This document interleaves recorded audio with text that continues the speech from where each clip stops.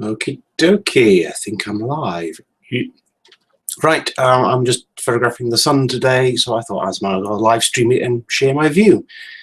So it's, as you can probably tell from the glowing over there, it's pretty sunny today, which in England at this time of year is a small miracle, to be honest with you.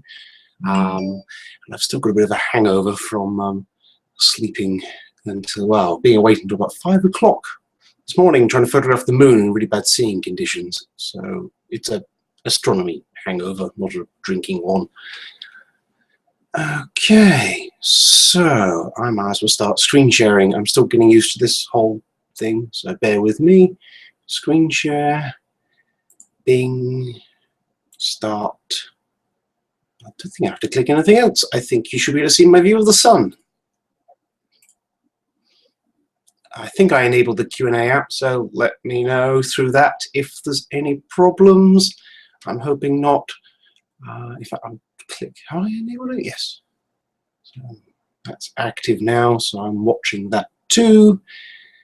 And there's the sun. Not very spotty.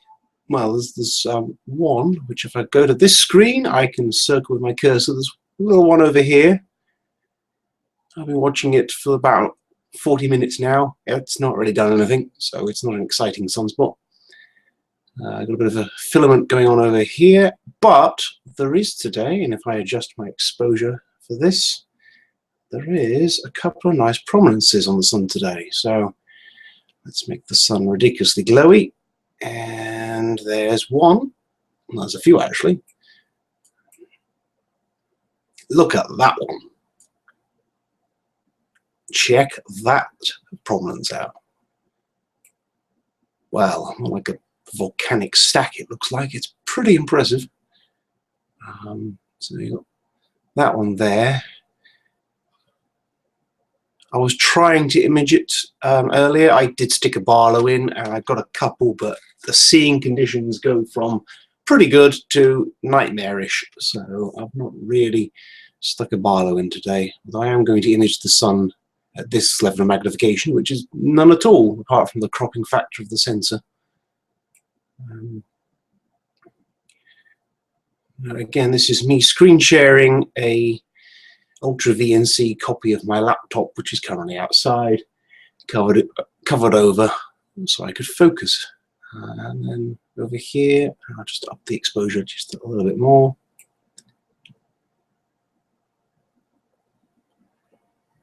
Nice little kind of arcing one here. I don't know if you can hear that in the background, but it's England and it's sunny, so I've got ice cream vans going everywhere. It's not particularly warm out there, but still, if you can try and plug ice cream because all the kids are off school, then they will be at it pretty early in the morning. And then there's a nice prominence down here. Again, I did get a view of this earlier. Kind of a cloudy looking thing. Drop the exposure back down so we can see the features. So I love my telescope, although I'm still trying to save up for a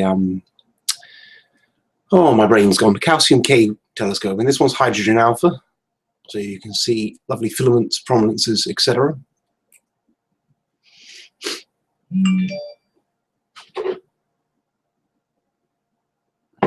So there it is, the sun in all its glory. I can't see it in many sunspots. There's that pair there, maybe some smaller ones lost in the fuzz just about to the left of them as I'm looking at it. Again, sunspots, some cooler area of the sun, and I think there's something just going off the limb there. It's not the sun we had July last year, which was covered in spots. It was quite awesome to photograph. But I shall be taking an image of this. I think I've got Newton rings as well. Every time I move the picture around, I seem to be able to see them. I think I've left the tilt adapter in, which does add them at this magnification. Now you can see, definitely a live view. The wind is bobbing it around a bit.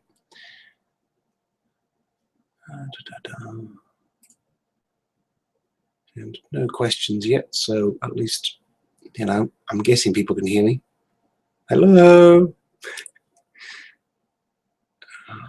Let's biggen the view. Let's zoom a bit. There we go. Massive view of the sun now. That's a pretty bright feature off that edge there. I'm assuming that's some activity. I could stare at this all day long. I probably can't talk all day long. Well, I can, actually. But I don't think anyone would want to listen to me talk all day long. That's not a bad view of the sun right now. It would be nice if the seeing conditions were just that little bit better. I don't know what it is when you're looking at the sun as well, but these I suppose the best way of describing them would be this kind of granulation. You know, I'm always seeing patterns in it. I don't know if it's just an artifact of my eyesight and my brain, or these patterns are kind of, you know, actual kind of features and aspects of it.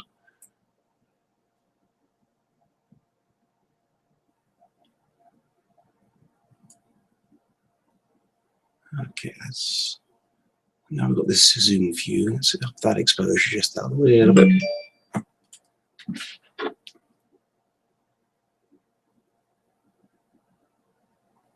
Ooh, okay, I've just got a message. Da, da, da, da. Okay, I have no idea. Ah, there we go, there's a button here.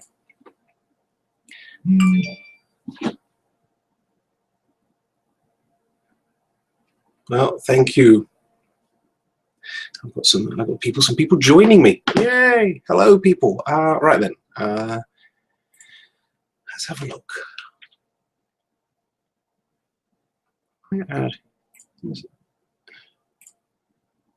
Okay, so I've just invited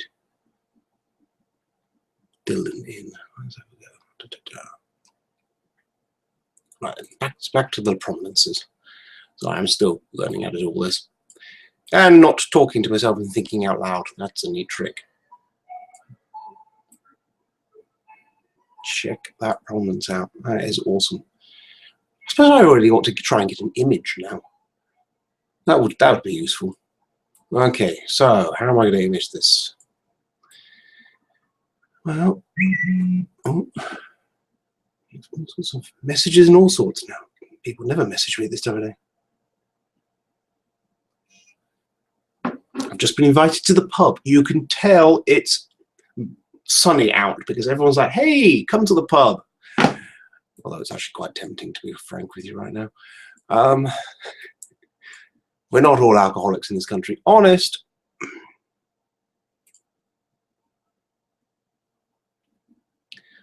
To answer that question, Dylan, it's Coronado Solar Max Hydrogen Alpha Telescope. I've probably got a view of it on my Instagram, actually. I don't have any handy photos to hand. That's some great English, Chris. You keep cracking that. Right, so if I can screen share, that. Right, let's try that. Let's see if I can show you the telescope that I use. So I'm going to stop screen sharing that. So I'll be back. Right, and then I'm going to screen share when it wants to respond to my mouse pointer. Why is it being a pain in the derriere? Right.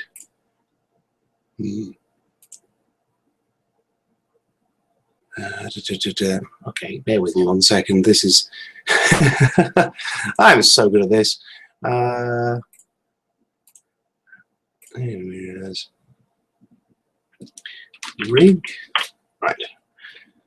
I've really got to keep pictures of my stuff handy. Right, so if I go back into Explorer, talking to myself again, it's a neat skill.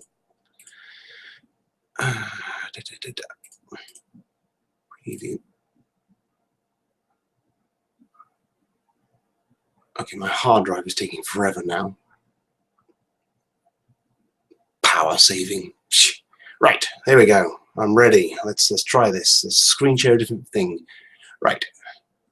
Screen sharing. There. Ooh, no, that's what I want to screen share. There we go. Well, it may take a second shot. But that's pretty much the setup. That was my setup actually for the Eclipse, hence the extra camera next to it. But yes, the view of the sun is through that golden telescope on top of my LX90. It's a single stack. To get the double stack version would mean I'd probably have to save up for another 1,000 years or so. And then in the eyepiece end, I stick my ASI 120 mono camera. Plug that all into the laptop, and there's a little lever on the top there which adjusts the filter. So if you don't get it quite right, it just looks like a white light image, but you can bring out all the prominences and filaments, etc., just by adjusting that lever. And then it's got an old kind of twist focus on it, which is not my favorite kind of focuser, but it does the job.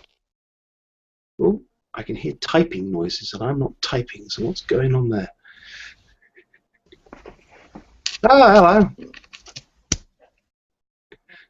Hey, how are you, Chris? Hey, not bad, thanks. So yeah, that's my rig. Okay? Yeah, no, I can hear you fine. Am I coming okay? Excellent. Sweet. Yeah, perfectly. The stream's working perfectly well. Good views, and I just had trouble joining the call because I'm just on my phone and my iPad here. So That's awesome. I like that. It'd be quite actually good if I did a hangout and I could just wander out to the telescope and go, hey, there you go. So yeah, no. let me see. You've got this on your fork arm, and it's mounted with rings on your SCT. Yes. But it is a specialized Coronado hydrogen alpha scope. Yeah. It was one of those things that Paul Stewart and his amazing pictures constantly of the sun was just like, damn it, I really want one now. So I ended up saving up for just over a year to get that thing. Got it, and then it was cloudy for about 2 weeks until I actually managed to briefly get a glimpse of the sun, which is standard astronomer's fate. That's right. Equipment generally is inversely proportional to the amount of weather you've got. I think Paul Stewart uses a lunch now. Pardon? I think Paul Stewart uses a lunch now, but I'm not sure. Yeah, no, he's got this. We have this debate every now and then on which one's actually better. We've both come to a mutual kind of fanboys on either side of it. But no, I mean now he's gone and got himself a calcium K telescope. So now I'm looking at my bank account, going, saving time. Gosh. Sounds like the arms race between Russia and America. it could get worse. It could only escalate. I tell you. Eventually, one of us will be putting a bid in on Hubble. But it's always one of those things, though. I mean, it's that thing. It's not about magnification. It's aperture size. It's how sturdy the mount is. Things like that. I mean, I hate that mount with a passion. Balancing it is a living nightmare. So. But then again, my bank manager says, yeah, it's really tricky to balance. I'm always suffering from right ascension backlash and things like that. So it's tricky. But for viewing the sun, you don't really have to worry about alignments and balance too massively as long as the motors are fine. It's you're not really zoomed in that far, so it's not too much of an issue. But, it's pretty good weather. There's a bit of hazy cloud about, but. It's not too bad. I mean, if I go back to my... Go back to my view? Have I lost my window? No, I just think there's more pages I can screen share at the same time. Right, there we go. Yeah, I mean, that's a pretty good view right now. I'm happy with that. Yeah, nice prominences. Yeah, it's one of those things. I always have to look through the eyepiece before, sticking the camera in. I must have spent about half an hour just staring at that one. I mean, unfortunately, I missed out on that massive prominence that happened about a week ago now, and it was absolutely gigantic, and then kind of rained back onto the sun. Bit gutted about that, but I've got some break in the weather. My only problem is because we're all, it's British, and there's the slightest bit of sunlight. Everyone will be firing at barbecues soon, so I'll be fighting smoke. Yeah, I mean, what's the temperature there right now in It's Celsius, if possible. impossible. Actually, that's a really good question. I don't know right now. I think it's not particularly warm. It's maybe about 10 degrees. Let's have a look. According to the weather forecast and according to my little thermometer, it's about 12 degrees right now. Oh, right, that's freezing. Yeah, my sister is currently living in San Francisco and coming back to the UK soon. I was like, hey, look, it's a lovely warm day today. I was like, I told her it was like, I think it was 8 degrees, and she was like, that's not right. No. Yeah, no, this is practically shorts and t-shirt weather right now. I could assure you, actually, if I walked into my town right now, there will be people walking around in shorts, t-shirts, and sunglasses on. Oh my God. Yeah, it's one of those things. We have this overwhelming urge to get as much sunlight as we can because we get so little of it. So it's ridiculous. It gets beer gardens right now will be full because it's half term, so all the kids are off school, and Crikey. but as I say, it's so I'm still tucked away indoors, nice and cozy. I think Paul was mocking me last night that I wasn't a proper astronomer because I was sat indoors nice and cozy rather than being out with the telescope. But I was just looking at the right hand side. He has an observatory. Yeah, I don't even have that luxury. Yeah, I shall mock him when I see him next. But this, I don't know if you can see my cursor where I'm circling roughly, but there is some kind of activity going off there. It's quite bright. And it has been getting brighter as I've been viewing, so I'm going to have to check the various space weather sites to see what's happening there. But as I say, very good. It's good. It's good. I had no idea that you had the solar setup as well, so that's great. Oh yeah. Well, it's I'm hoping to get a good summer out of this and get some decent, because I've started a project where I'm photographing all the different phases of the moon, and I'm going to animate it together so you can see I don't know if I'm pronouncing this right, libration, where the moon wobbles around, and I obviously also want to get all the craters and the shadows changing and things like that. But obviously, as the sun gets higher in the summer, the moon is getting lower, and I was looking at the moon last night, and the seeing was abysmal. So I may have to pack up on that idea for a bit. I wonder if there's any. That would be a very difficult project, actually, just because of not just the weather, but just trying to catch the moon at equal phase distances. If you're doing a time lapse over 30 days, like you want to catch it at the same time each day, but it's going to be in different points of the sky each at the same time each day. Oh yeah, I noticed one problem just over the span of I took one photo where it was a waning gibbous, and then I took another one where it's a waxing crescent. And the waxing crescent photo, even though I used the exact same camera, the exact same scope, the exact same location, I noticed that my image from edge to edge was about 180 pixels bigger.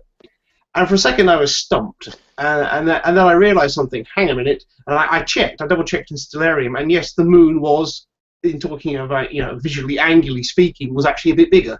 And obviously because I used the exact setup, that 180 pixels extra was the 0.07 degrees bigger than it was, or something like that.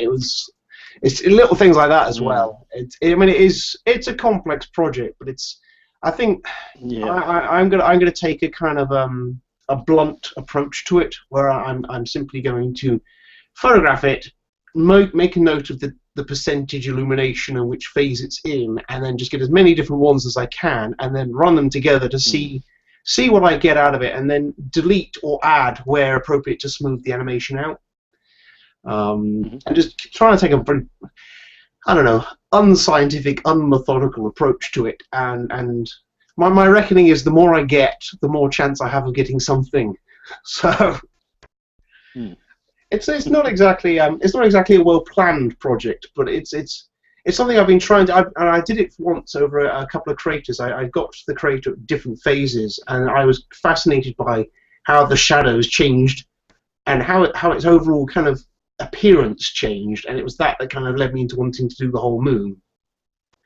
But I mean, to take the full disc with my setup, so no Barlow, the mono camera in the back of the tube.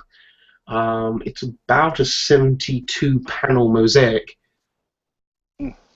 Yeah, it's a little. Yeah, I can just get the moon just into one frame with the focal reducer and a DSLR with a nice big sensor. But yeah, with the little CMOS webcam, it's a massive mosaicing task.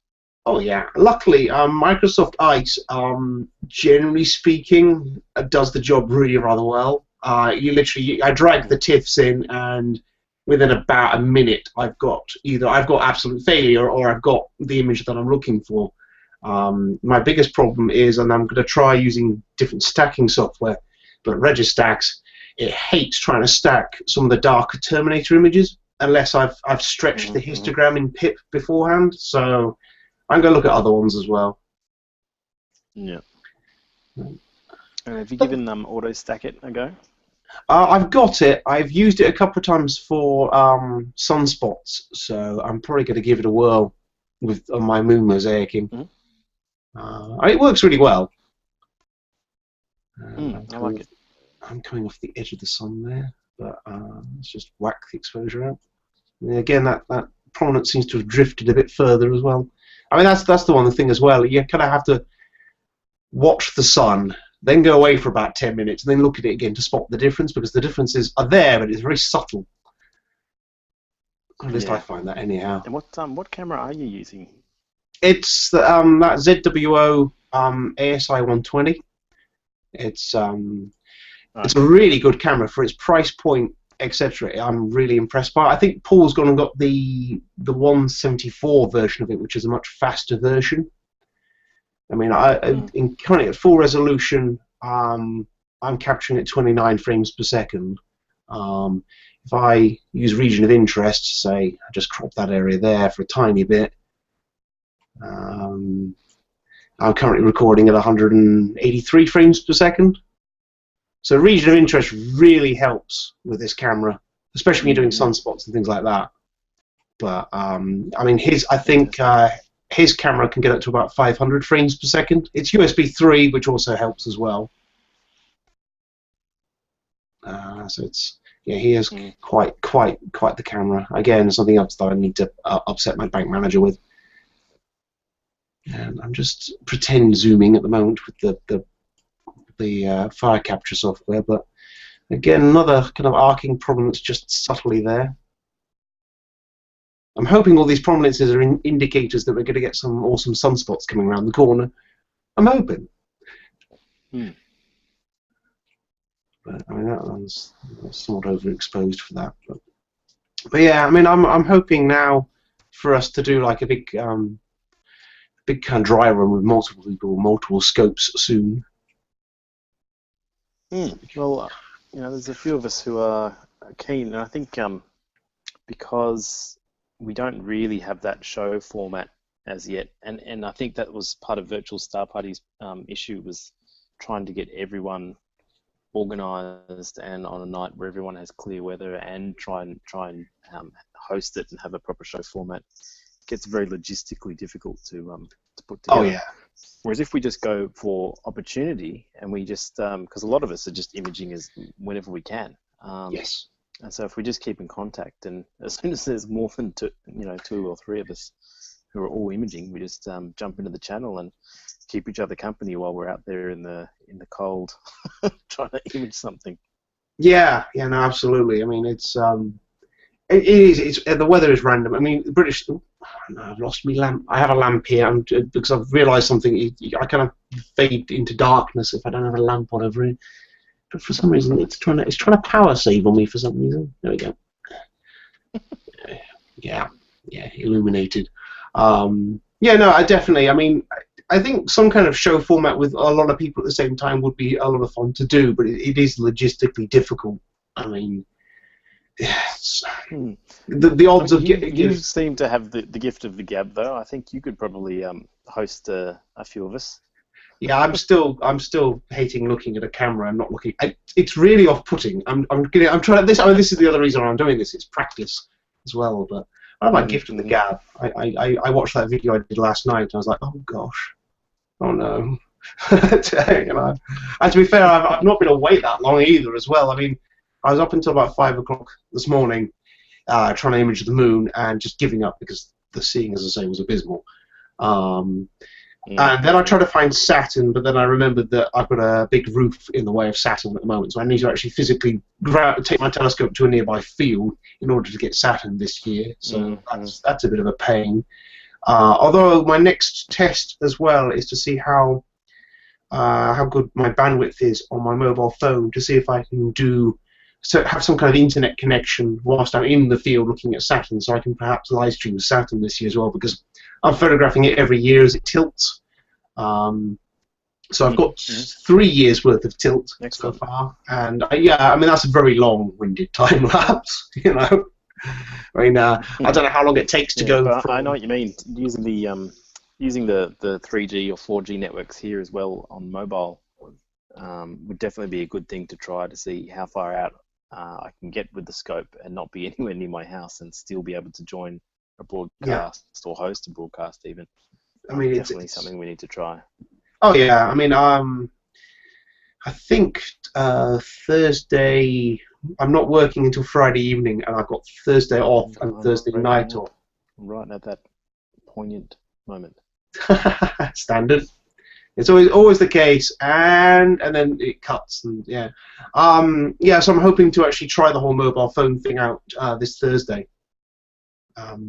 Fingers crossed. Touch wood. But so yeah, Sean, I've got the camera on a tripod in front of me, so I can still see everything in front of me. And then the camera's there, and now I had to actually go out and buy a proper webcam as well. Can you hear me? No. You have frozen. No, it's frozen. I want to take these photos of the sun. That would be useful. Right. So I will screen share my view of the sun again. Start the screen share. There we go.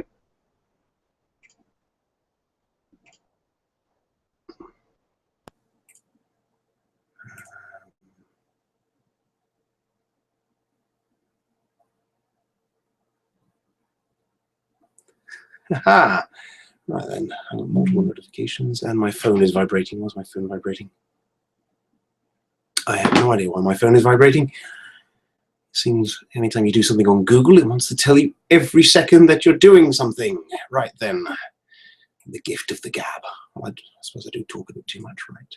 So let's set my zoom back to normal size.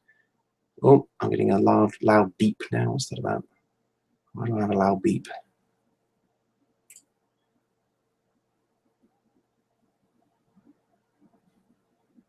I don't know why there was a loud beep. Do I have anything in the Q&A app? No one's asked me any questions. This is okay then. Right. Okay, let's have a look. Now I've adjusted my sound levels this time around as well, so I'm hoping that right. So I'm going to scroll down to go to the. Now my view of the sun is actually, I think, is actually inverted. So those prominences, if you're looking at it in real life, are actually at the top right. So my image is mirrored and inverted, but it just makes controlling the scope so much easier, I think. It doesn't really actually at all. Right, so I'm going to use region of interest just to get a bit more frame rate. So, yes, folks, you can watch me image the sun, and I will publish the photo later. Right, so, okay, that's that. Right, so let's set the exposure. So we're imaging the disk. Now, what I normally aim for, oh, too dark. 76, no. Let's try typing it in. 0.200 milliseconds. Maybe a bit too dark. Let's up that a little bit. That's 100, Chris. That's not really very good. That's too bright. So somewhere between 0.3 and 0.2. So 0.250. That's pretty good. That'll do. That's my exposure sorted out. So I'm going to go and capture for 30 seconds. I suppose I could capture for a minute, really. Nothing's really going to change in 30 seconds. So I set my limit to 60 seconds. And just drop that down a little bit. Because my scope does, my alignment is a little off today. I am drifting around a little bit. So, recording. There we go. I'm now photographing the sun. Ah, the sun. So, answers on a postcard, please, for how many filaments you can see right now. And is that little bright feature on the right-hand side some kind of activity, a flare? Is it a UFO? Is it a fluffy cloud? Talking about fluffy clouds, I finally got rid of the dust bunny I was suffering from last night as well.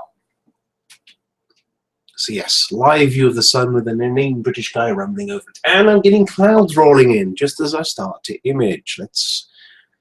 Luckily I only need about 4 minutes. I mean, 60 seconds is a little long, but it will give me those extra frames.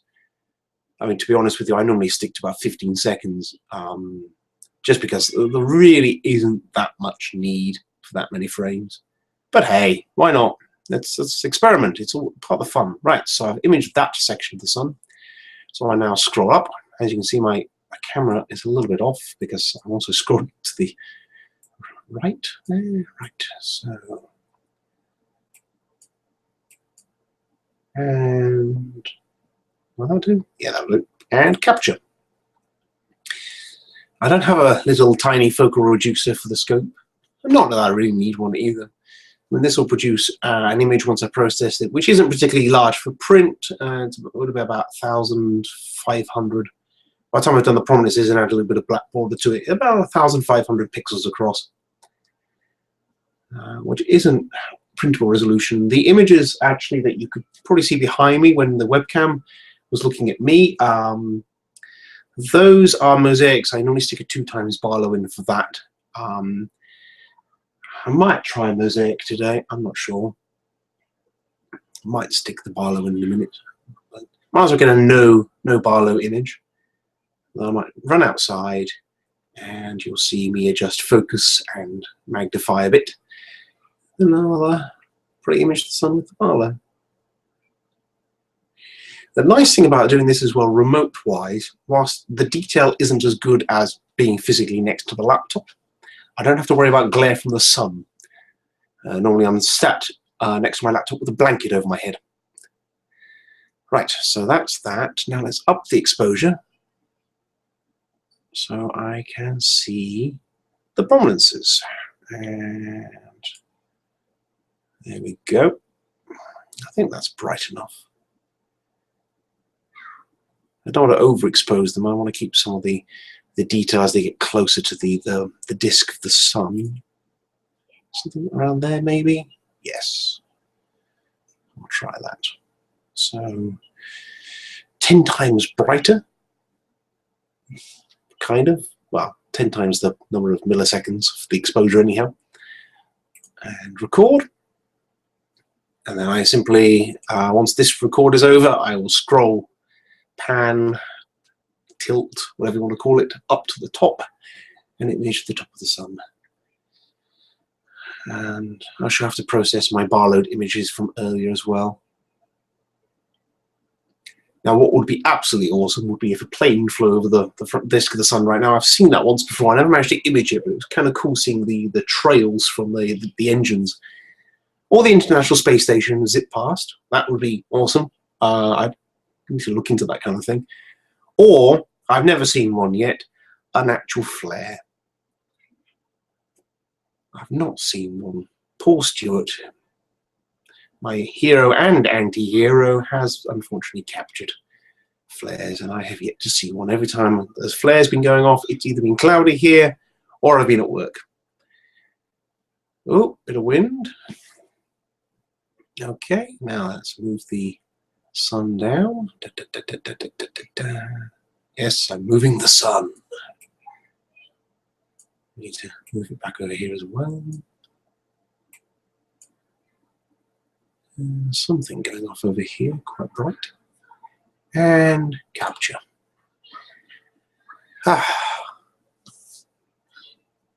So there may be a bit of jiggling and weird lack of focus in a second, but I am going to stick a Barlow in, I think. Why not?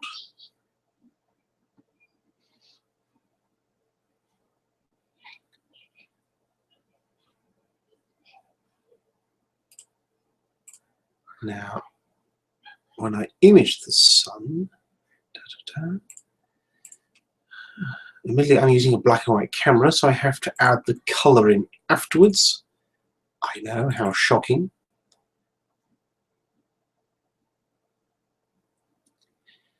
But it's a close approximation. I mean, you don't need a colour camera to image the sun because you're only looking at one wavelength of light and it's red. So a colour camera is rather wasted. All those green and blue sensitive pixels are completely pointless because they're not going to see anything and they just kind of lower the resolution of your image. So you do want to image the sun with a black and white camera. You can get some nice black and white images out of it, of course. They look really quite dramatic and contrasty. Now, however, if you do add the colour in, it is quite dramatic what you can get. Now, earlier I mentioned that I do mosaic my images, so I will show you. Here's one I did earlier. See, I told you my sun drifts rather a lot. Right, so if I screen share, yes, start a screen share. Here's one I did earlier. So this is still taking the same camera, but this one had a 2x Barlow put into it. So I'm using a black and white camera, but I add the color back in. Now this is also inverted, so the sunspots appear bright and the filaments appear bright as well. I just think it matches up with the proms much more easily. This is when I stick a 2x Barlow in and the seeing conditions are good, which in the UK aren't particularly the case generally. And this one, the resolution as well, some of the smallest features here you'll be able to see will be about, I'd guess, about a third the size of the Earth.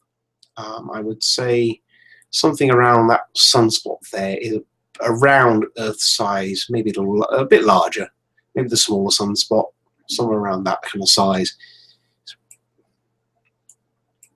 maybe a bit bigger. But you can fit about 110 or so Earths from one end of the sun to the other, and about 11 Jupiters fit across from one end to the other. So I mean, the sun is ridiculously massive.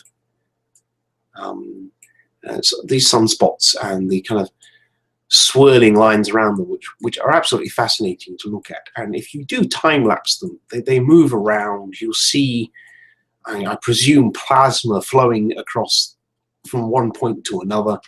And it really is a rather dynamic place. Don't get me wrong, the moon is beautiful to behold, but to see something which changes on an hour-by-hour basis, in fact, if you had the seeing and the magnification, probably second by second, but you look at the sun 1 hour, you can come back to it and look at it again, and it'll be different. It doesn't rotate particularly quickly. I'm not actually sure how long it takes the sun to rotate once, but it's quite slow. I know I've seen sunspots roll in and they don't move much in my field of view. But this, back to the live view of the sun. So that's the one I did earlier, and here's my current view. I'll just drop the exposure down so we can see some surface detail, or disk detail. It's not really the surface, I'm looking at the atmosphere really.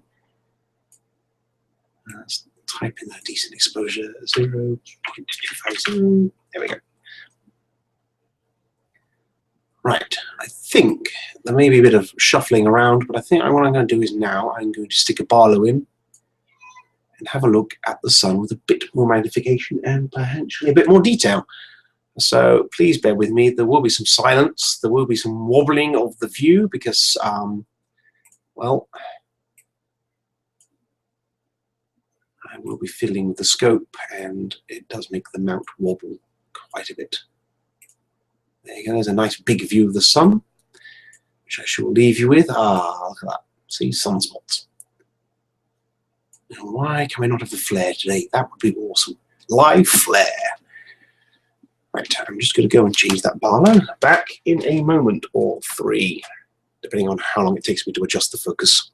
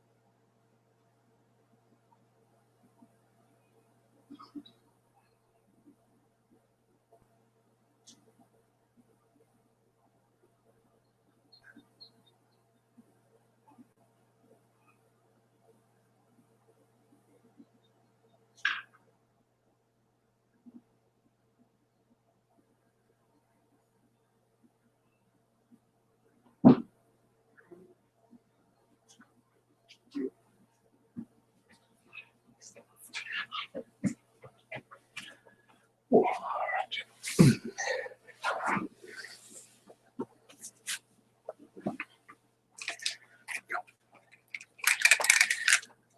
Well, I'm back. Is that a flare? Could that be a flare? That'd be awesome if that's a flare. Someone tell me, is that a flare? I really hope that is. I've always wanted to see something.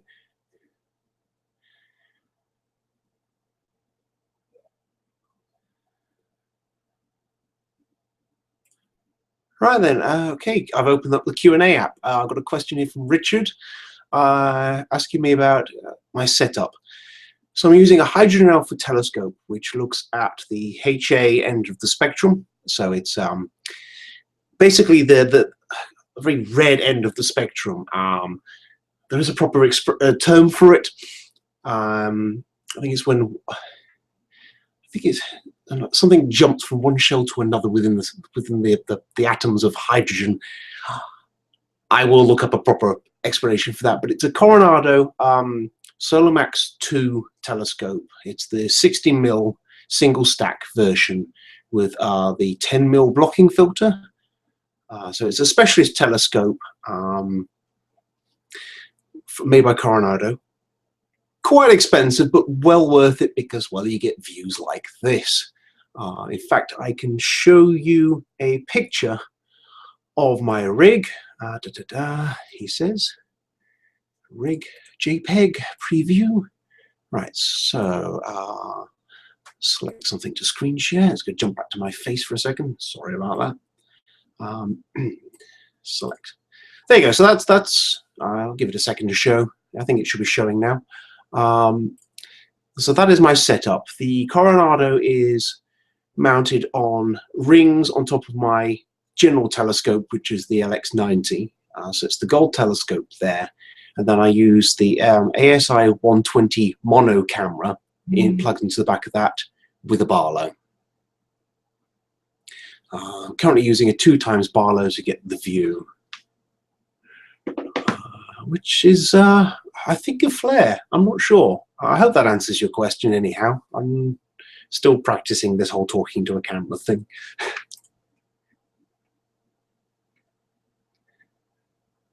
That is my rig. That was actually, that image was taken about 20 minutes before the eclipse on the 20th of last month, which I managed to get quite a few photos from until the clouds rolled in. So that was my rig. I want to get a calcium K telescope. Paul Stewart keeps showing off these beautiful calcium K images, this beautiful kind of near ultraviolet view of the sun, and it's quite spectacular, and now I want one. Looks like my bank manager's going to be very upset with me one day.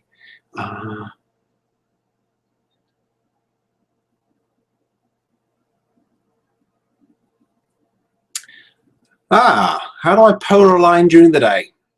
I don't. I point it roughly north and level off the scope and done.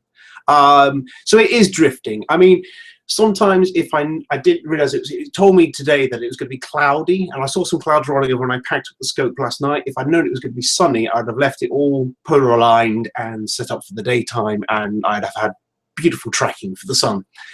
But because the magnification on the Solar Max isn't particularly big, there's not really a huge need to polar align, because it just, I mean, it drifts, but it's not so dramatic that you can't adjust every, 10, 20 minutes or so. I mean, it will pretty much track reasonably well. I mean, the more magnification I stick in, if I stick the 3 times in, you will notice the drift over a matter of minutes.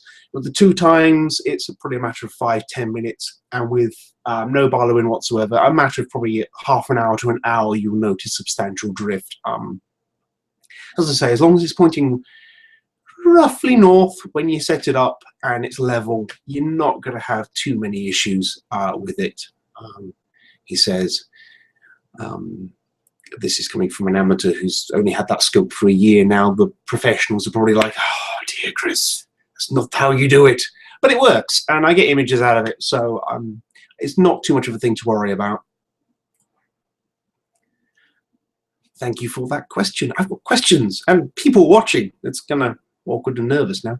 Right, I'm going to screen share back to that image of the sun, and so that's what we're here for. You see, look, it's drifted. So I'm going to have to move.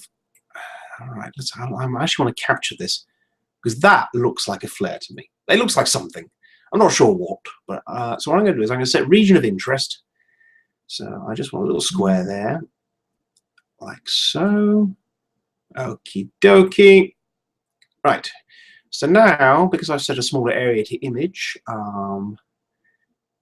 it's capturing now at 116 frames per second, which allows me to fight this seeing and things like that. Now then, let's just slow my slew rate down so we can adjust this a bit. Right, bear with me a second, folks. I will embiggen the view of the sun in a moment, but I'm just going to grab a quick capture. 74%. That's not too bad. Okay, 60-second record. That's a bit long, really. Limit 30 seconds. There it is. Right, so 2-speed. Try. No, wrong way. Yes, sometimes I get my north and south and all sorts mixed up. Right, so I'm just going to try and put the, I think it's a flare. It kind of looks flary. Right, it's bright. Whatever it is, it's bright. So I'm capturing now. Now, as you can see, if I stick the reticle on, actually, you'll be able to see.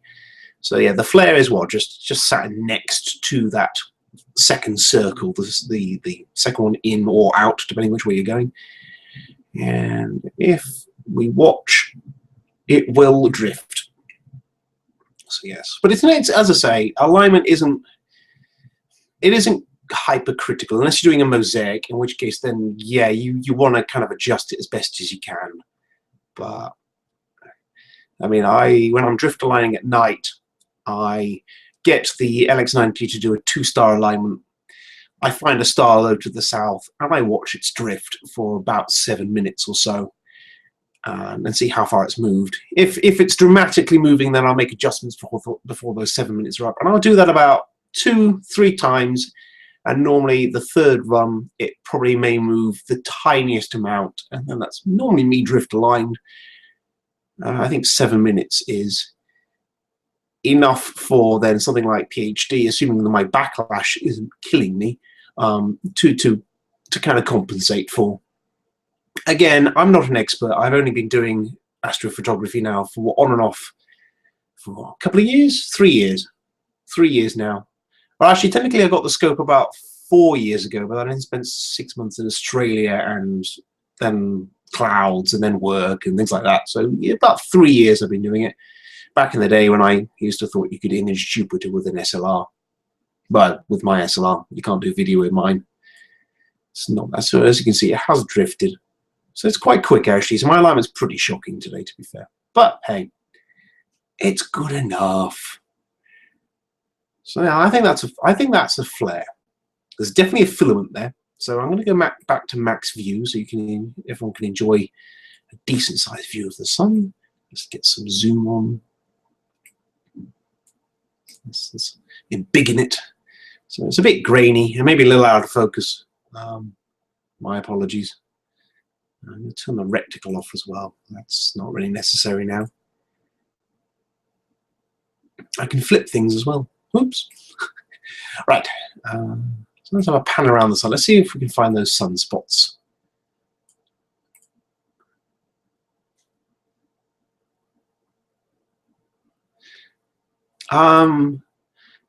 With regards to using USB 3, my laptop's USB 3 is broken, so it's currently plugged into USB 2, but the camera is USB 2 anyhow. So I think there's only the new ASI 174 that I think is, and perhaps the version 2. I think there was a version 2 of my camera, and that was USB 3. So I am limited by my data speed in that regard. And you'll also notice as we're panning across the sun, I have dust bunnies on my Barlow. Just those little rings at the bottom there that just don't seem to move. Ah, look, sunspots. But yes, so I mean, I want to get the new camera, but for me, my biggest priority, I think, next is actually I want to get a UV filter so I can look at the clouds of Venus. Gosh, actually, you know, let's be fair. I'm an amateur astrophotographer, so I want a bigger telescope. I want a better mount. I want an all-singing, all-dancing, super fast mega camera.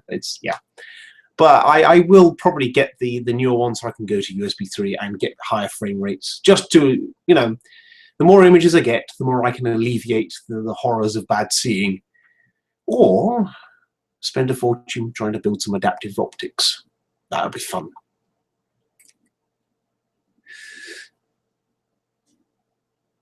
So sunspots, which are cooler than the surrounding area due to some kind of crazy magnetic field. They normally come in pairs, I've been told, and Google tells me this too.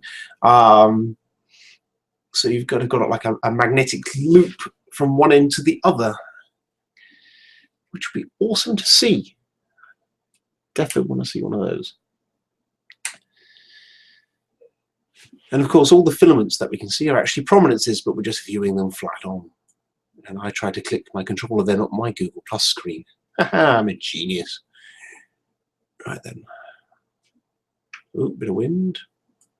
So I am going to now pan down to those prominences, which are the filaments we're looking at. Ah, I can see it just ever so faintly. I don't know if you guys can, but it's there. Let's blow out the exposure. There we go, there's one. Now there was another one with it. Of course, now we've got the different magnification, somewhat different view. Da, da, da. There's the other one. It's quite a bit fainter though from the looks of it.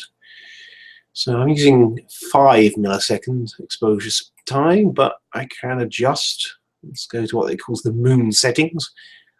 So let's go to, let's go crazy. Let's go to 10. There we go, a bit brighter.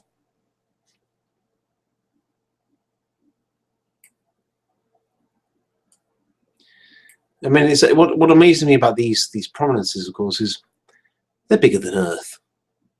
I mean, that is huge. I mean, that is an absolutely gigantic structure, if you can call it a structure, I suppose. Ridiculously hot as well. I just hope one day that, you know, technology allows some future explorers to shield themselves from that kind of heat and radiation and just, you know, just fly through it, look cool. Scary as anything, but, you know, pretty cool. Let's just check. And Mike, ooh, crikey, people are watching. That's eek. I haven't. Right. Any questions? No, nothing in my Q&A. No one to chat to because I'm on my own, talking to myself, talking to a web camera. It's still kind of weird. So I'm going to just stop screen sharing for a second. So, hi. Oh, wait, no, talking to the camera thing again. So, yeah, that is my live view of the sun. I'm probably going to stop fairly soon because I need coffee, I need dinner. I also probably need to, like, get myself ready to go to the pub later because I've been invited to the pub, which is awesome. See, British people and sunshine. As soon as there's a bit of sunshine, that's it. We want to go to the pub, we want barbecues, and we'll wear shorts, even though it's only 10 degrees. I'm not wearing shorts, though. No, that would not be pretty. It would upset a lot of people. Oh, I'm getting beeping. Why am I getting beeping? Let's have a look. It beeped. Ah, I have a question. Oh no, I have an answer. Digiscoping. TNS, the eyepiece.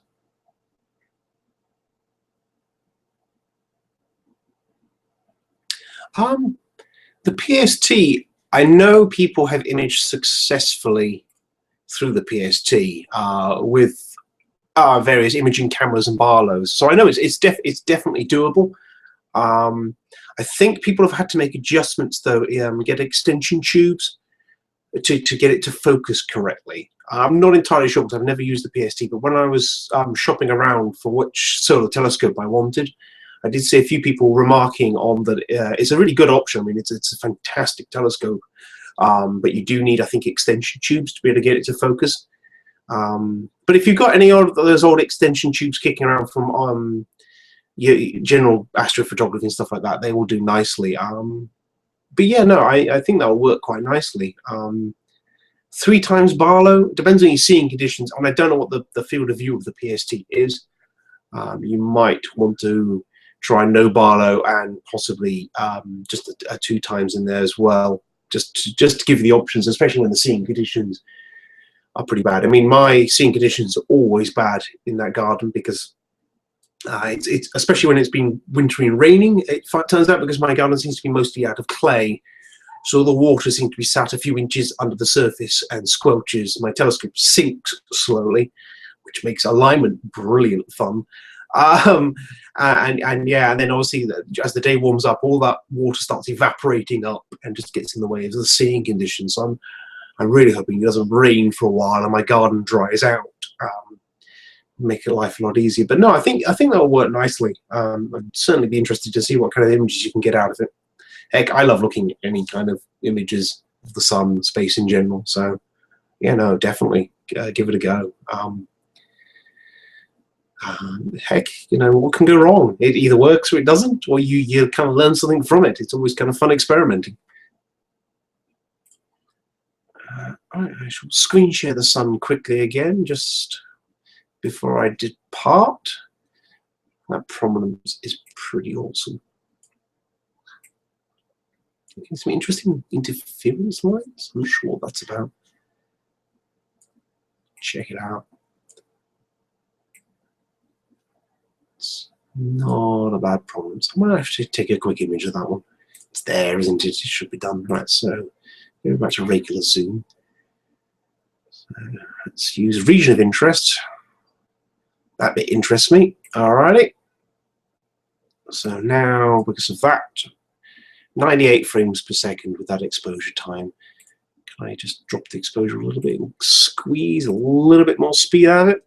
That's not too bad. Right, capturing time.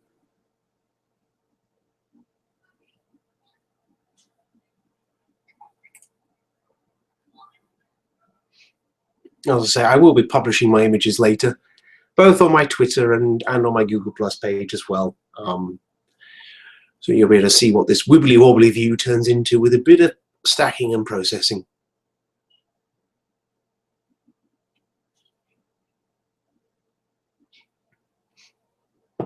I did actually image this prominence earlier as well, so it'd be quite interesting to do a before and after kind of shot and see how much it changed in the course of what. I've been doing this now for about almost 2 hours, 45 minutes or so. So my alignment is terrible. I mean, that's drifting quite rapidly upward. It's an upwardly mobile prominence. Well, I hope that this hasn't been completely dull and uninteresting. I hope that not only the images but also the general rambling in the background has been okay. I will get better at this. I promise. I'll be a veritable encyclopedia of knowledge, or at least Google will be a veritable encyclopedia of knowledge. Yeah. If my seeing conditions were just a little bit better. Well, we shall see. We shall see what I can get out of that. Any other prominences popped up whilst I've been looking, and I might actually have to go back to that flare. I'm an addict. What can I say? I have to have a look. So let's have a look. Let's not be so slow browsing around the edge of the sun. Otherwise, it could take a long time. Oh, there's a little one just at the edge there. Another one there. Let's count the prominences that I can see easily. Right.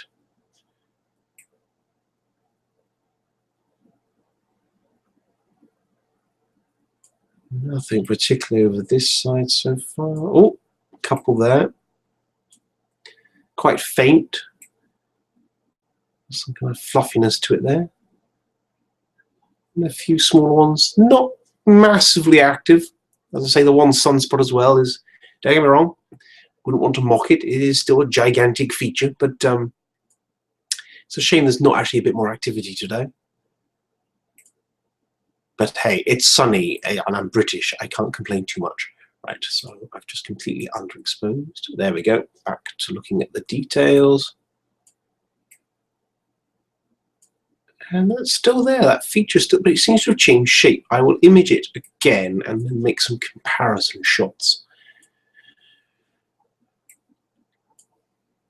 Again, if anyone can tell me if that's a flare or not. That's definitely a filament. I mean, where my cursor is there, that's a filament. You can kind of see it's got kind of some arcing kind of structure to it, like it kind of bounces along the surface there. Just this bright area I'm interested in the most.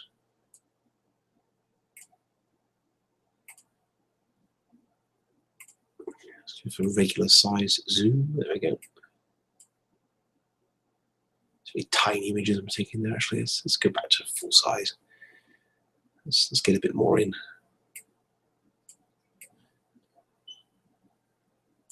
including the dust bunnies. I need to clean my optics again.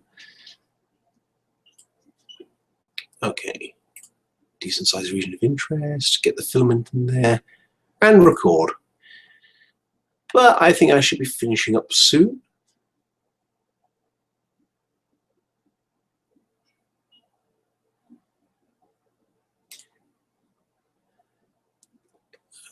Yeah, seeing generally seems to be worst during the daytimes, especially this time of day. I mean, it's 2:30 in the afternoon, which is not the best time to be imaging. Any solar astronomer would generally tell you that it's best to image first thing in the morning. As I said, I would have been imaging first thing in the morning, but I didn't go to bed until 5 a.m. and I was snoring loudly by the time it was probably decent seeing. Oops. So yeah, first thing in the morning when it's not warmed the ground up too much and the air is still pretty stable by that point is the best time. When you're imaging, but anywhere between, I suppose, midday and 3 in the afternoon, your seeing is generally going to be pretty bad. Although the sun is higher in the sky, but you've got a lot of kind of, I suppose, thermal uprise from the ground, especially with my garden being so clayey right now. And I mean, it is. You can actually hear the ground bubbling. There's that much water logged in my garden at the moment. So yes, it is advisable to image first thing in the morning. I've never tried it sunset kind of time. I can't imagine it particularly good, but you never know. I might give it a go this year. So yeah, generally speaking, though, seeing in this country is pretty bad. I would really like to live in probably in the middle of Chile, actually, in the Atacama Desert. That would be spot on for me. I just need to find a job that allows me to do that continuously, and also probably need a pub building somewhere nearby. And no worries, Richard. I'm glad I could answer it. As I say, although I still think that's a flare. I've never seen one before, but I'm assuming that's a flare. I'll ask Paul later. He knows. He's more of an expert with these things than I am. Oops, slid too far there. Let's go to a maxed out view. We'll go back to the sunspot for a second before I pack up and start transferring the files over to my computer. Yeah, too much zoom. Too much zoom. Right, let's go back to the sunspots. Nice filament there. Can I find them? Ah, there we go.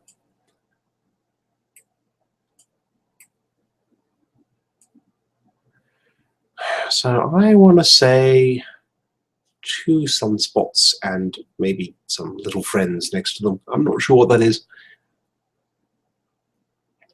As I say, I'm really hoping some clear weather, good seeing, and some epic sunspots come across this year. I mean, admittedly, I will be doing some deep sky astronomy, and I will be, of course, photographing the planets Saturn, and will be coming up pretty soon. Although it's really low on the horizon in the UK, so I'm going to have to be a bit more portable to image that this year, so I can get rid of some of the rooftops around me. But the sun will feature prominently, no pun intended, honest, for the next few months for me. So I expect to see a lot of images. And expect a few more of these as well. I'm hoping to live stream as much as possible these days, because with this setup, I can live stream, I can image at the same time as well. The two don't interfere with each other. I've just got to remember to not make it completely boring and actually talk whilst I'm imaging. So I'm hoping everyone enjoyed. If there's anything you'd like me to nip over to and have a look at, just let me know in the Q&A app. Otherwise, I will be probably stopping this session fairly soon. As I say, I do actually need dinner as well. I've not actually eaten today yet. The passions of an amateur astrophotographer. And thank you. I'm glad people are enjoying it. But yes, it's yeah. I could look at the sun all day long, but unfortunately, I have to work and do things like food shopping and chores and cleaning and darn it. So Not many features today, but it's still a beautiful thing to behold.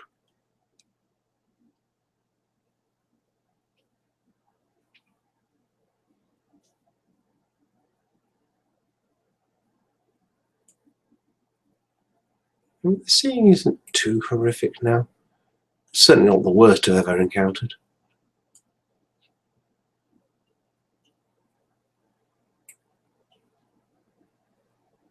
I need to, as I say, get rid of those dust bunnies.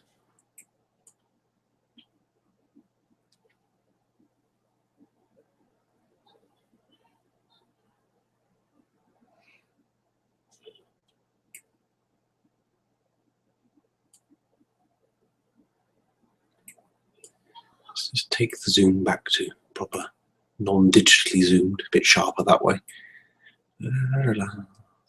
Oh, hang on. Is that a sunspot? Or is it just a... Could be. I'm generally only positive they're a sunspot if they really are rather dark. I should have done a time lapse of this bright feature. That would have told me if that was a flare or not. Yeah, I'm obsessed with flares. As I say, I've yet to definitely see one. I've definitely not seen a sunspot actually erupt and do its thing yet.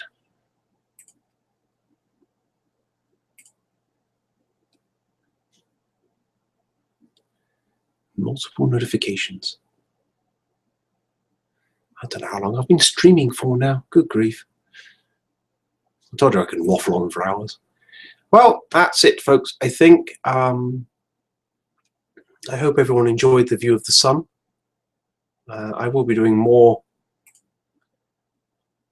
live streaming, more sharing my view of the moon and things like that, and my view of Saturn. I'm especially looking forward to Saturn this year as well, because I'm working on a time lapse over the years as its rings tilt, so we can see more and more of the rings, and then eventually we'll be tilting back so they're edge on. So that's a long-winded time lapse, and if the Saturn keeps getting lower, I'm going to have to start investing in some serious mobility, e.g. a plane. That'd be cool, actually. That'd be awesome. Actually, I need to find some southern skies soon and look at some new stuff that I can't see from this country. But yes, thank you for tuning in and looking at the sun with me. As I say, I hope you enjoyed the view, and I will be doing some more soon. And now I think it's time for dinner and to start processing my images and more coffee. I am in desperate need of some coffee today because, well, I've had a bit of sleep, but yeah, that 5 AM getting to bed thing did not help, especially after a long bank holiday bar shift as well. Being a barman and being an astronomy enthusiast is a bit tricky. So thank you to everyone that watched. Appreciate that, and I will be publishing my photos on my Twitter account and on my Google Plus page, and probably anywhere else that I publish as well. There'll be a few on Flickr and Instagram and what have you. Yeah, no, more to come, and possibly a little less rambling and a bit more science as well. We'll see how it goes. Right then, well, thanks for watching, guys. See you around.